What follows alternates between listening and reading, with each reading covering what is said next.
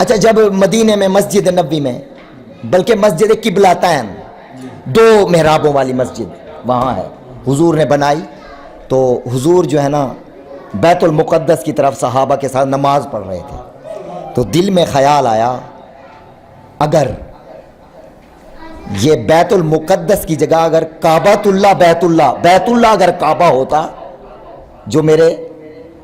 دادا جی کا آباد کیا ہے حضرت ابراہیم علیہ السلام نے تعمیر کیا تھا، اس طرف یا اللہ اگر اس طرف میں اور میرے امتی نماز اس طرح منہ کر کے پڑھتے تو کیا اچھا ہوتا۔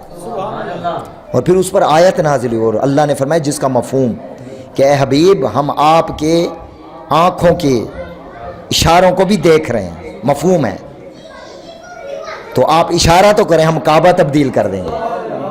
اب 2 رکعتیں ظہر کی تھی یا عصر کی جو بھی تھیں، 2 رکعتیں بیت المقدس کی طرف منہ کر کے پڑھی، اور جب اسی وقت نماز کے دوران وحی نازل ہوئی، جبریل وحی لے کر نازل ہوئے، یا رسول اللہ اللہ فرماتا ہے اگر آپ کی مرضی یہی ہے نا تو آج کے بعد بیت المقدس کعبہ نہیں، مقدس قبلہ نہیں بلکہ کعبہ شریف آپ کا قبلہ ہے۔ تو 2 رکعت ادھر پڑھی گئی، 2 رکعت اس طرف منہ کر کے پڑھی گئی۔